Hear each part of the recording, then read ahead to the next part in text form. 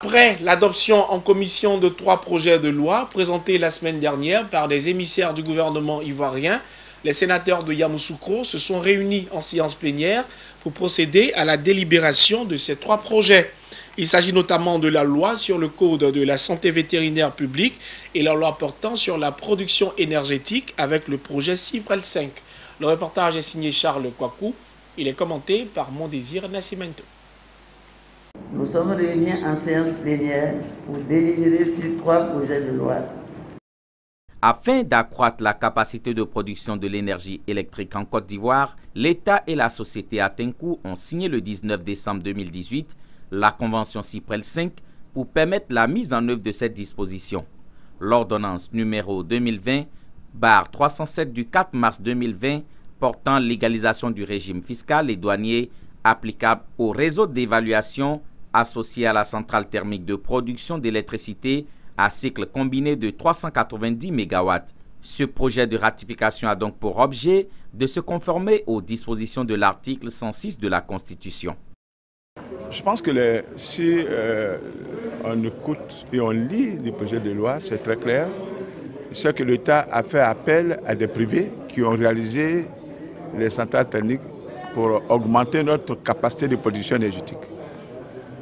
Par la suite de cela, quand les entrepreneurs du privé ont fini leur mission, ils doivent faire la passation de l'équipement à l'État, qui, pour le moment, fait exploiter par Côte d'Ivoire Énergie et à la limite, à la suite de cela, peut retourner à un autre opérateur du secteur privé.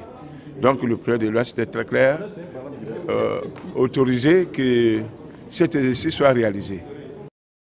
A été également voté à l'unanimité le projet sur la mise en œuvre de la mesure de l'ordonnance numéro 2020/440 du 6 mai 2020 portant disposition du Code des marchés publics relative aux pénalités de retard en matière de marché et commandes publiques afin de permettre aux entreprises de réaliser les projets au cours de la période Covid-19 sans avoir à subir des pénalités de retard consécutives au respect des mesures sanitaires. Et pour le 3e projet de loi, c'est un test majeur qui vise à faire une révision des dispositions existantes à la lueur des évolutions régionales et internationales et qui prend en compte plusieurs dispositions nouvelles telles que des mesures de biosécurité et du bien-être animal. C'est une très bonne chose parce que le code vétérinaire, il y avait beaucoup de flou en ce qui concerne l'exercice de la profession de vétérinaire en Côte d'Ivoire. Et toutes les dispositions qui ont été prises sont des dispositions visant non seulement à raffermir l'existant, mais à faire en sorte qu'il y ait de sécurité, beaucoup de sécurité. Rendez-vous est pris pour le 9 décembre 2020 pour l'adoption d'autres projets de loi en plénière.